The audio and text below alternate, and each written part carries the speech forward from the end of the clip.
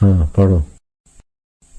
वशिष्ठ जी बोले, हे राम जी, जिस पुरुष ने आत्मविचार कर अपना चित्त थोड़ा भी निग्रह किया है वह संपूर्ण फल को प्राप्त होगा और उसी का जन्म सफल होगा। हे राम जी, जिस चित्त में विचार रूपी कण का उदय हुआ है वह अभ्यास से बड़े विस्तार को पावेगा। हृदय में जो वैराग्य पूर्वक विचार उपजता है तो वह बढ़ता जाता है और अविद्या रूपी अवगुणों को काट डालेगा। जब तक स्वरूप का प्रमाद होता है तब तक आदि व्याधि दुख होते हैं और जब स्वरूप में स्थिति होती है तब शरीर और मन के दुख वश नहीं कर सकते। ज्ञानवान को कोई दुख वश नहीं कर सकता। जैसे राज सिंहासन पर बैठे राजा को तस्कर दुख नहीं दे सकते, तैसे ही जो ज्ञानी स्वरूप में स्थित है उसको इंद्रियों के विषय दुख नहीं दे सकते। जो विचार से रहित देहाभिमानी है और आत्म तत्व को नहीं प्राप्त हुए उनको विषय उड़ा ले जाते हैं, जैसे सूखे पत्र को पवन उड़ा ले जाता है। सांसारिक पदार्थों में रत मनुष्य गुरु और शास्त्रों के मार्ग से विमुख है और मूढ़ होकर खाने पीने में सावधान है। वह विचार से शून्य व मृतक समान है। उसको यह विचार कर्तव्य है कि मैं कौन हूं, यह जगत क्या है, कैसे उत्पन्न हुआ है और कैसे निवृत्त होगा।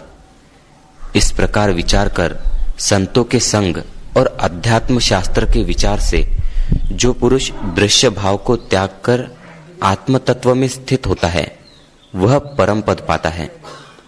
जैसे दीपक के प्रकाश से पदार्थ पाया जाता है तैसे ही विचार से आत्म तत्व पाया जाता है। जिसको शास्त्र विचार से आत्म तत्व का बोध होता है वह ज्ञानी कहता है और वह ज्ञान ज्ञेय के साथ अभिन्न रूप है। अध्यात्म विद्या को विचार करके आत्मज्ञान प्राप्त होता है। जैसे दूध से मथकर मक्खन निकाला जाता है तैसे ही विचार से आत्मज्ञान प्राप्त होता है। जैसे चक्रवर्ती राज्य से आनंद और तृप्ति होती है तैसे ही ज्ञानवान ब्रह्मानंद में इंद्रियों की इच्छा से रहित शोभता है और शब्द स्पर्श रूप रस और गंध 5 इंद्रियों के विषयों में आसक्त नहीं होता।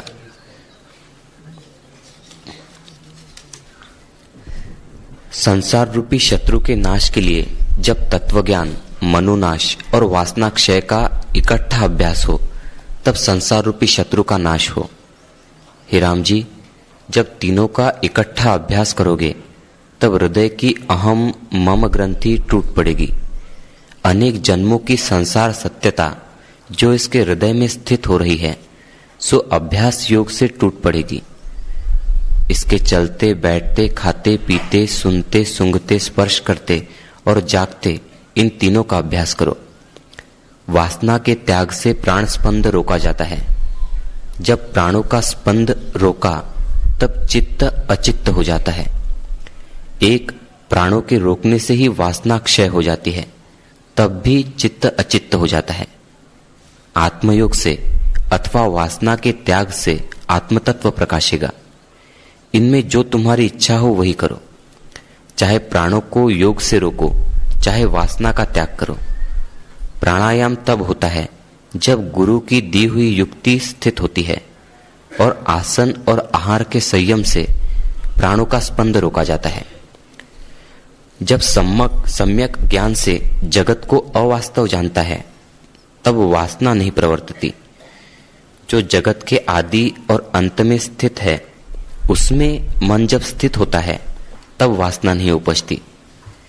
जब व्यवहार में निस्संग और संसार की भावना से विवर्जित होता है और शरीर में असत बुद्धि होती है तब भी वासना नहीं प्रवर्तती।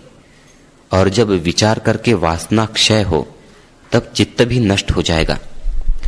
जैसे वायु के ठहरने से धूल नहीं उड़ती तैसे ही वासना के क्षय हुए चित्त नहीं उपजता। जो प्राण स्पंद है वही चित्त स्पंद है। जब वासना फुरती है तब जगत भ्रम उपजता है। जैसे पवन से धूल उपजती है तैसे ही चित्त से वासना उपजती है। जब प्राण स्पंद ठहरता है तब चित्त भी ठहर जाता है। इससे यत्न करके प्राण स्पंद अथवा वासना के जीतने का अभ्यास करो, तब शांतिमान होगे। और जो यह उपाय न करो और दूसरे यत्न से चित्त वश करने का उपाय करोगे तो बहुत काल में आत्मपद को पाओगे। हे राम जी, इस युक्ति के बिना मन के जीतने का और कोई उपाय नहीं है। जैसे मतवाले हाथी को अंकुश बिना वश करने का उपाय और कोई नहीं, तैसे ही मन भी युक्ति बिना वश नहीं होता। वह युक्ति यह है कि संतों की संगति और सत्शास्त्रों का विचार करना। इस उपाय से तत्वज्ञान, वासनाक्षय और प्राणों का स्पंद रोकना होता है। चित्त वश करने की यह परम युक्ति है। इससे चित्त शीघ्र ही जीता जाता है। जो इन उपायों का त्याग कर हठ से मन वश किया चाहते हैं, वे क्या करते हैं? जैसे तम के नाश करने को दीपक जलावे तो नाश हो जाता है, और शस्त्रों से तम को काटे तो तम का नाश न होएगा, तैसे ही और उपायों से चित्त वश न होगा। इसके बिना जो और उपाय करते हैं वे मूर्ख हैं। जैसे मतवाला हाथी, जो लोग और उपाय करते सुखी होने के लिए, वे उपाय कर करके मर जाते हैं, डिग्रियां ले लेके मर जाते, धन कमा कमा के मर जाते, दुख नहीं मिटता है। एक ही सुंदर उपाय है, वासना को क्षय कर मन की चंचलता को मिटाए और ज्ञान पाले। वासना क्षय, मनोनाश और बोध, ये सीधा रास्ता है एकदम। होटलों में भी खाना खाना, भटकना, वासना के अनुसार जीना और सुखी होने की इच्छा करना। हर्ष होगा लेकिन सुख टिकेगा नहीं, दुख मिटेगा नहीं। वासना क्षय, मनोनाश और बोध, तीन ही साधन है पूर्णता के लिए। तो वासना के अनुसार ही जीवन न हो, धर्म के अनुसार ही हो, मर्यादा के अनुसार हो। तो वासनावान लोग तो अपने लिए भी, गुरु के लिए भी मुसीबत हो जाती। इधर इतनी व्यवस्था करे फिर भी ऐसे वासनावान मूर्ख लोग होते। तो वासना के अनुसार जैसा मन में आया ऐसा करने लगे। हमारे करने से सामने वाले को तकलीफ होगी तो थोड़ा अपने में नियंत्रण रखें, संयम रखें। नहीं दौड़ धूप इधर से उधर। एक नालायक लोग होते, आवारा लोग होते, अभागे, वो पुण्य के बदले पाप ले जाते। गुरु की प्रसन्नता होती है, शांति से रहे, तो उपद्रव करके गुरु की नाराजी लेके नालत ले जाते। तो वासनावान आदमी को सब जगह से घाटा ही पड़ता है। जो वासना रहित है, मर्यादा से जीते, उनको सब जगह से फायदा होता है। मूर्ख हृदय न चेत, यद्यपि गुरु मिले बिरंची सम। ब्रह्मा जी जैसा गुरु मिले, लेकिन मूर्ख लोग वासना के अनुसार ही हूं इधर उधर दौड़े घूमे, तो गुरु के हृदय से भी नालत निकलती है। अभागे अभागे अभागे तो अभागे ही हो जाएंगे। फिर आज्ञाकारी अच्छे अच्छे तो अच्छे हो जाते। वासना क्षय, अपनी वासना के अनुसार नहीं, मर्यादा के अनुसार जीना चाहिए। अपने कारण गुरु को तकलीफ हो, वातावरण में धूल उड़े, ऐसा काम क्यों करें? वासना क्षय, मनोनाश और बोध। मन के गुलाम न बने, तो मन को एकाग्र करे, वासना को मिटाए और भगवान के तत्व का ज्ञान पाटे, साक्षात्कार हो जाए। 1 साल में तो हो जाए। लेकिन जो मन के अनुसार भटकते रहते आवारा लोग, उनको तो 10 साल में भी नहीं होता।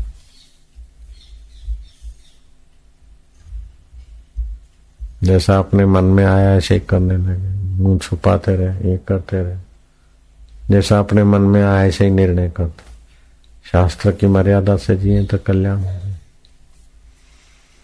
नारायण हरि, एक की एक बात गुरु जी बार बार कहे, फिर भी असर नहीं। ऐसे दुष्ट लोग होते ना, गुरु की बात की कोई कीमत ही नहीं रखते।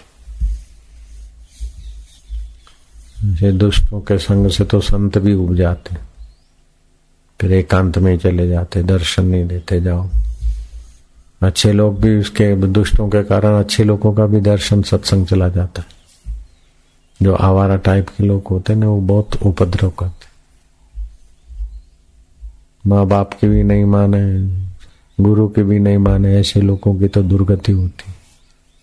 फिर मछलियां होती है, मेढक होती है, कुत्तियां बनती, कुत्ते बन जाते हैं। वासनावान को तो क्या क्या दुख मिलते हैं, जो संयम से रहते, मर्यादा से रहते तो कितने महान बन जाते। वो चींटी नहीं थी, कीड़ा था, एक नाली से दूसरे तरफ जा रहा था। कीड़े को ही वेद व्यास जी ने फिर कुशारू ऋषि मित्रा माँ के गर्भ से जन्म लिया, फिर मैत्रेय ऋषि बन गया। कीड़ा ने भी गुरु की आज्ञा मानी, वासना रहितों ने स्वीकार किया। तो कहाँ तो एक नाली का कीड़ा और कहाँ शिकारी के घर जन्म हुआ, फिर वहां जप मिला, फिर आगे बढ़ा।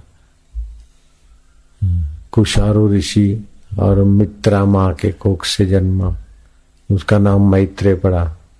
जो 60,000 ऋषियों को उपदेश देते थे, मैत्रेय ऋषि पाराशर ऋषि के शिष्य बने। अपने पिता के चरणों तक पहुंचा दिया वेदव्यास जी ने मैत्रेय ऋषि। विष्णु पुराण है, विष्णु पुराण का आध्यात्मिक, उसमें मैत्रेय तो श्रोता है, पाराशर गुरु है। ऐसे मैत्रेय ऋषि कहीं पर सत्संग करते हो, हजारों ऋषि उनके सत्संग, कहाँ तो कीड़ा और कहाँ तो मैत्रेय ऋषि बन गए। कैसी इस आत्मा में योग्यता है। गुरु से तो ईमानदारी रखना चाहिए ना, जो हमारे तारणहार है उनसे बेईमानी क्यों करना। नारायण हरि। तो वासना, क्षय, मनोनाश और ज्ञान, 3 चीजें एक साथ कल्याण हो जाता, परम कल्याण। कीड़े में से मैत्रेय ऋषि बन गया। बोलो कितनी आत्मा में महान शक्तियां हैं। और मनमुख लोग तो राजा में से भी क्रिकेट बन जाते। जो मन की चाही करते वो राजा में से भी तुच्छ हो जाते, क्रिकेट हो जाते। हाँ पढ़ो। हे राम जी, दुर्भागी जीवों को कहीं सुख नहीं होता।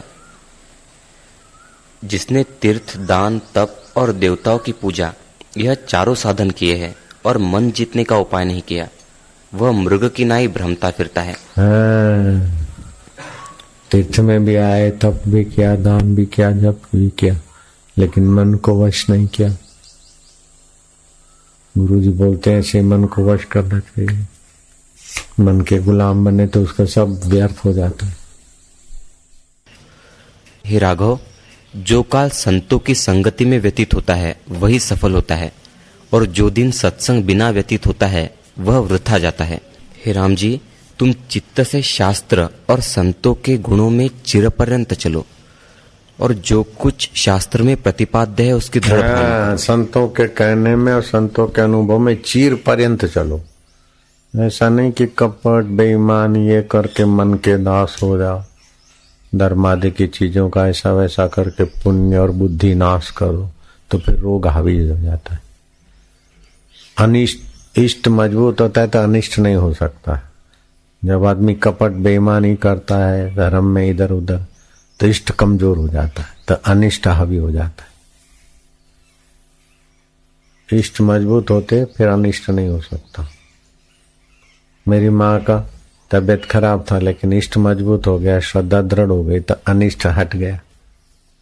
इष्ट मजबूत होता है तो अनिष्ट हट जाता है, लेकिन बेईमानी, कपट, दोष दर्शन, टोंट, गुरु के लिए, गुरु की संस्था के लिए टोंट मारने से इष्ट नष्ट हो जाएगा, तो अनिष्ट जोर पकड़ता है, तो अनिष्ट बीमारी दे के ले डूबता है। बीमारी करके ले डूबेगा, एकाएक अनिष्ट अपने अनिष्ट प्रभाव में ले डूबेगा। इष्ट कमजोर हुआ तो अनिष्ट जोरदार होता है, फिर ले डूबता है। निर्णय बुद्धि भी ऐसी ही बनती है, विचार भी ऐसे ही बनते। जब इष्ट कमजोर हो जाता तो बुद्धि भी मारी जाती, और अनिष्ट होने का होता है ना, पहले तो धर्म के विरुद्ध आचरण करते हैं, तो फिर इधर उधर कावा दावा ये वो सब टोंटे हो, तो इष्ट नष्ट होने लगता है, क्षीण होने लगता है, अनिष्ट बढ़ता है, तो और बुद्धि ऐसी होती, फिर और से करते गिर सकता है। तो गुरु की कृपा है, थोड़ा पकड़ लेते हैं कि चलो बेचारे संभल जाए तो अच्छा है। नहीं तो अनिष्ट ले डूबता है। ऐसे कईयों को देखा हमने। मन हावी हो गया तो अनिष्ट शुरू हो गया है। मन हावी हो गया तो अनिष्ट शुरू हो गया। अनिष्ट जोर मारता तब मन हावी होता है।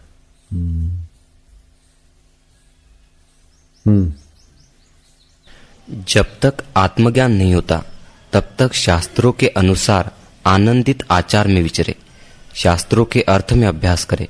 हाँ, जब तक आत्म साक्षात्कार नहीं होता तब शास्त्र के अर्थ में मन लगाए और उसके अनुसार जिए। पता है कि ये धोखा है तो धोखे वाला धोखा करता है, उसको पता है ये धोखा है, और फिर भी वासना के वेग से, बेवकूफी के वेग से, टोंट के पाप के प्रभाव से बुद्धि मारी जाती। कुत्ता भी जिस घर का खाता है उसके लिए टोंट नहीं मारता। मारता है क्या? वो मालिक जूता मार दे, पत्थर मार दे, डंडा मार दे, कह रहा है, फिर भी मालिक के लिए कुत्ता टोंट नहीं मारेगा।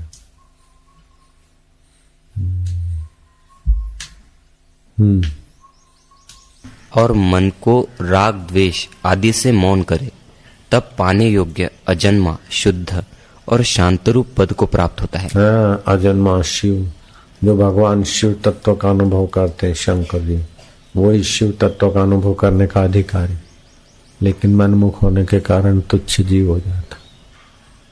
फिर तो अपने शरीर को स्वस्थ रखने में भी लाचार हो जाता। हकीम, डॉक्टर, इलाज का भी प्रभाव नहीं पड़ता। फिर गुरु की थोड़ी आज्ञा मानते तो जरा रहमत की किरण साथ में चलती तो थोड़ा उठता है, फिर फिसलते, उठते फिसलते, ऐसा होता है। बड़ी सूक्ष्म सतर्क व्यवस्था है परमात्मा की।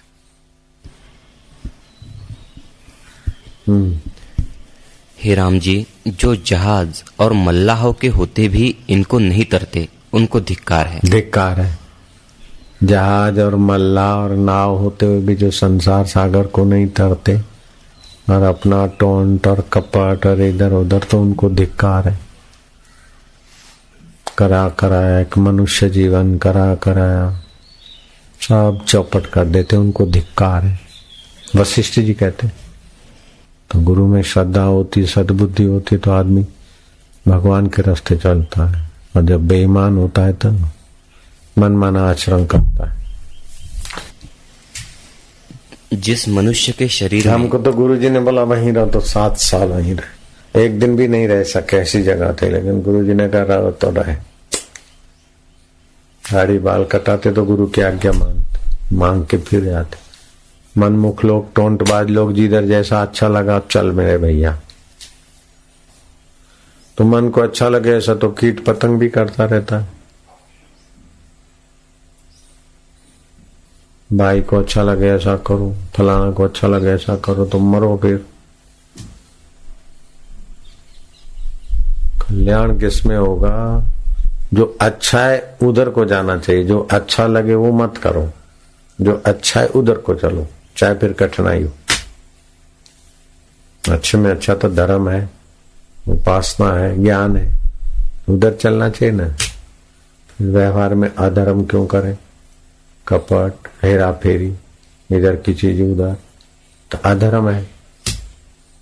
अधर्म अच्छा लगता है तो अनिष्ट होने वाला है, धर्म अच्छा लगता है तो इष्ट मजबूत होगा। सीधी बात है। जरा सा टोंट का बदला कैसा मिला? जीवन और मौत के बीच झोंके खाते रहो। जरा सा बेवफाई का बदला कैसा मिलता है? ब्रह्मवेता की जरा सी सेवा करो तो बदला बहुत ऊंचा मिलता है, जरा सा गद्दारी करो तो बदला बहुत। कुदरत का ऐसा नियम। चपरासी को पानी का प्याला पिलाओ तो उतना ही बदला मिलेगा, राष्ट्रपति को पानी का प्याला पिलाए तो बदला और मिलेगा। चपरासी को थप्पड़ मारो तो बदला थोड़ा मिलेगा, राष्ट्रपति को थप्पड़ मारो तो बदला ऐसा ही मिलेगा, पावर वाला है। बिल्कुल सीधी बात है।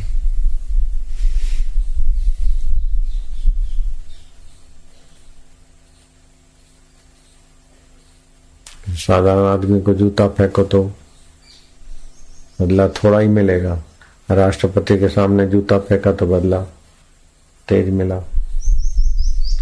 जब ब्रह्मवेता के लिए कपट और बेईमानी करते तो बदला ऐसा मिलता है तेज तरार, उनसे वफादार होते तो बदला ऐसा मिलता है ऊंचा।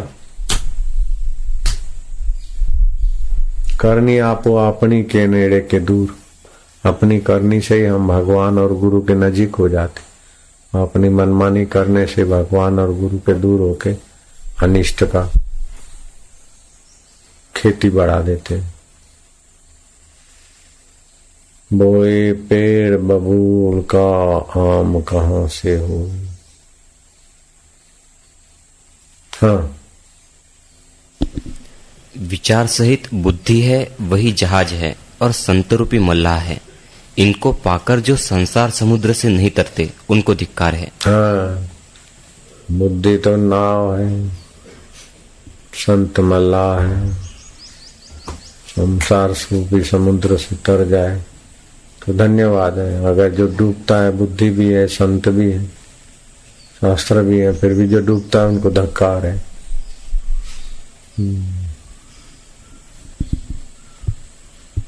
हाँ जी।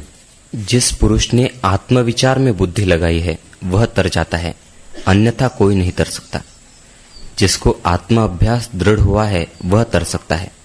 हे राम जी, प्रथम ज्ञानवान पुरुषों के साथ विचार और बुद्धि से संसार समुद्र को देखो। जब तुम इसको जो का त्यों जानोगे तब विलास और क्रीड़ा करने योग्य होगे। ये तो तुम्हारे लिए संसार विनोद मात्र है, विचरण क्रीड़ा। तुम्हारे हिलचाल और सहज स्वभाव से अपना और दूसरों का मंगल हो जाएगा, जीवन मुक्त आत्मा बन जाएंगे। फिर पुण्य नहीं, पाप नहीं, कर्तव्य नहीं, मुक्त निर्लेप नारायण अणु अणु ब्रह्मांडों में व्याप्त तो अपने आपा को अनुभव करोगे। ऐसा अपना वैभव प्रकट हो जाता है, आत्म वैभव। कहाँ तो आत्म वैभव प्रकट करने की योग्यता है उसी बुद्धि में। हाड़ मांस रक्त ये वो कोलेस्ट्रॉल बैक्टीरिया, वही बुद्धि में, वही चिंतन में डॉक्टर बन गई। बैक्टीरिया का ज्ञान इकट्ठा किया, कोलेस्ट्रॉल फलाना दिखना। जिस बुद्धि में ब्रह्म प्रकाशित हो उस बुद्धि में बैक्टीरिया का ज्ञान रख लिया, बस हो गए डॉक्टर। ब्लड बैक्टीरिया फलाना वात पीत कफ वंशो, उसी बुद्धि में कचरा भर दिया।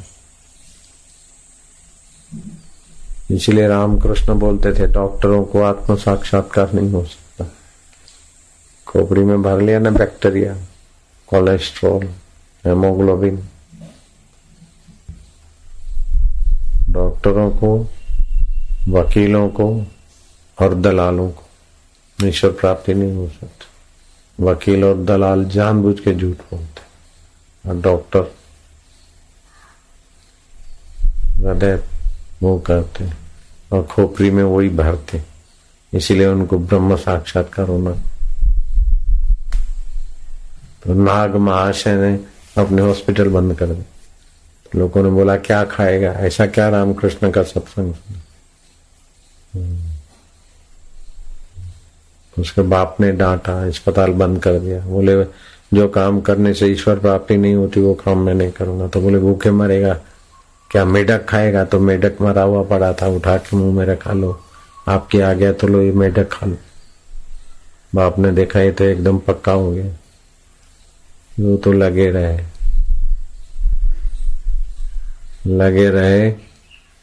तो उद्योदय तिथि आती है, 50 साल के बाद एक बार आती तिथि। दुर्गाचरण नाग नाम था, बाद में नाग महाशय रामकृष्ण का शिष्य मशहूर हो गया। 50 वर्ष में एक बार अर्घ्योदय तिथि आती है। अर्घ्योदय तिथि में देवभोग गांव के घर में रहते थे। लोगों ने बुला, गंगा किनारे तो जाओ, सब छोड़ के आ गए। डॉक्टरी बंद कर दी, अर्घ्योदय तिथि को लोग गंगा नहाने जाते, कम से कम उधर तो जाओ। बोले अब तो गुरु की कृपा है, गंगा ही गंगा है। अरे बोले कैसे नास्तिक हो जाओ? बोले नास्तिक क्या हो जाए, गंगा जी यहीं प्रकट हो जाएगी।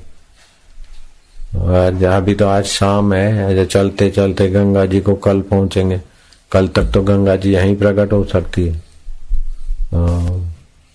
देवभोग गांव में, बंगाल में देवभोग गांव में वो घर में रहते थे और सुबह सुबह देखा तो खड़खड़ खड़खड़ आवाज आ रहा है और अपने प्रांगण में ठंडा जल की थोड़ी धारा, वो तो अंदर कम रूम में थे।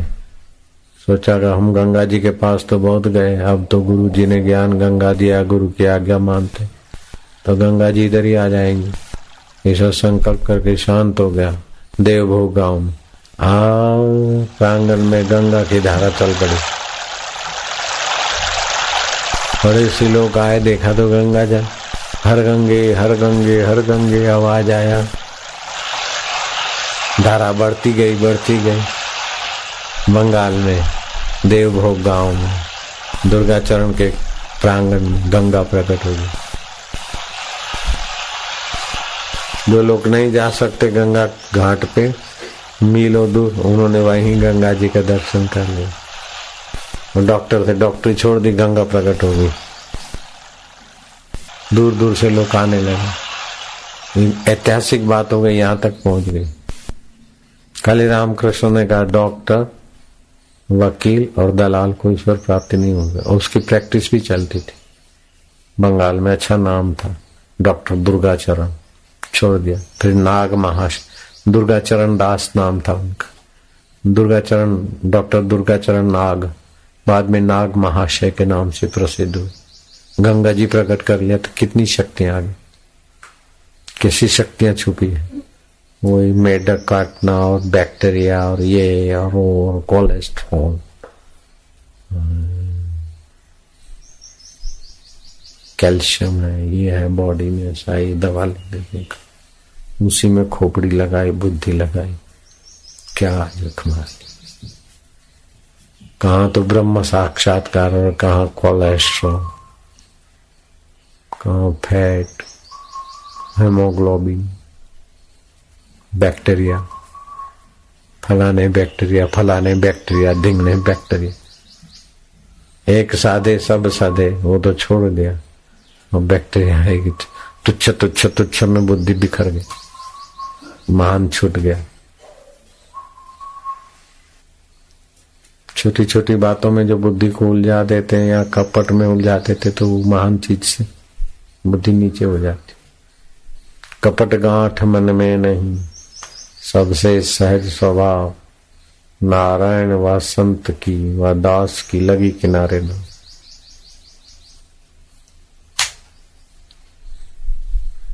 कई सच्चे हैं तो संयम नहीं, कईयों में संयम है तो सच्चाई नहीं, कपट, मरे जा रहे। संयम तो है, संयम का गुण है, बड़ी बहादुरी, लेकिन फिर कपट, धोखा, सत्यानाश कर दे।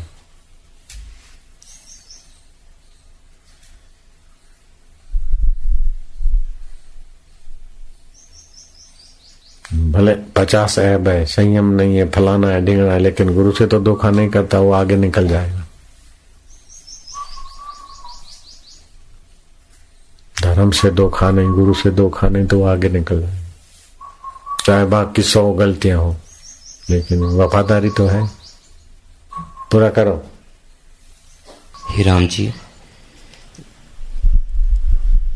ये जो विषय भोग है ये विश्वरूप है, जो इनको सेवेगा वह नष्ट होगा। परंतु जिसको ज्ञान प्राप्त हुआ है उसको यह जैसे गारुड़ मंत्र पढ़ने वाले को सर्प दुख नहीं दे सकता, तैसे ही दुख नहीं दे सकते। हाँ, विषय भोग तो जो उसको सेवेगा उसको ले डूबेंगे, लेकिन जो गारुड़ मंत्र पढ़ता है, विषय भोग तो सांप है, लेकिन गारुड़ मंत्र जो जानता है उसके लिए सांप क्या होता है।